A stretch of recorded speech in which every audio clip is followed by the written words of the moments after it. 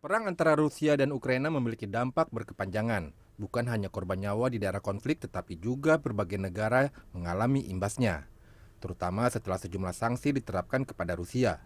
Bagi Indonesia, sanksi terhadap Rusia ini juga akan berpengaruh pada kesiapan tempur alutsista buatan Rusia. Tiga matra di TNI diketahui sebagai pengguna alutsista buatan Rusia. Di Angkatan Darat terdapat heli serang Mi-35 serta heli angkut Mi-17. Keduanya merupakan peralatan tempur garis depan yang dioperasikan sejak tahun 2003.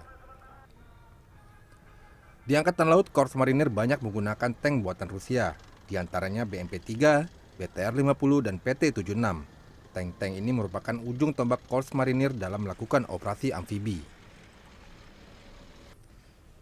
Sementara di Angkatan Udara, siapa yang tak mengenal jet tempur Sukhoi? Selain mengisi lini depan pertahanan udara, jet tempur ini menjadi faktor penggentar militer Indonesia di kawasan. Pihak TNI sendiri mengaku masih bisa mengoperasikan alutsista buatan Rusia ini. Hanya saja, kedepannya mereka masih akan mencermati perkembangan lebih lanjut. Kapasitasnya kalau Angkatan Darat menyatakan seperti itu tidak di sini. Itu kan kaitannya dengan Kemhan, dengan Mabes TNI.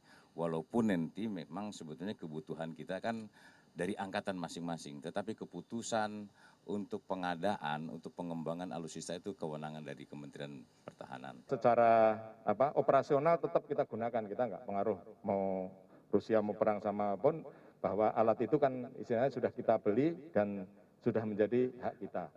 Nah, namun tadi yang disampaikan ke depan apakah bagaimana untuk mungkin spare part-nya ada kena embargo atau tidak, ya tentunya kita harus antisipasi hal yang seperti itu. Di dalam hal perawatan pesawat ini kita lakukan tidak jangka pendek. Jadi beberapa suku cadang sudah kita beli dari beberapa waktu yang lalu.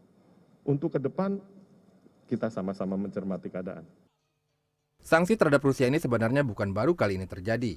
Sudah sejak lama, Amerika memberlakukan sanksi yang disebut Countering America's Adversary Through Sanctions Act atau CAATSA.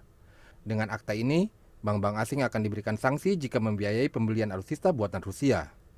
Indonesia pun terdampak dari akta ini.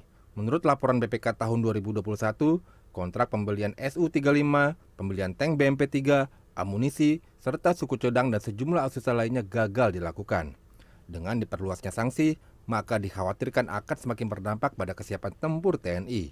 Untuk masalah ini, solusi pertama mencari suku cadang dan munisi dari negara lain. Saya kira harus cari substitute negara-negara lain.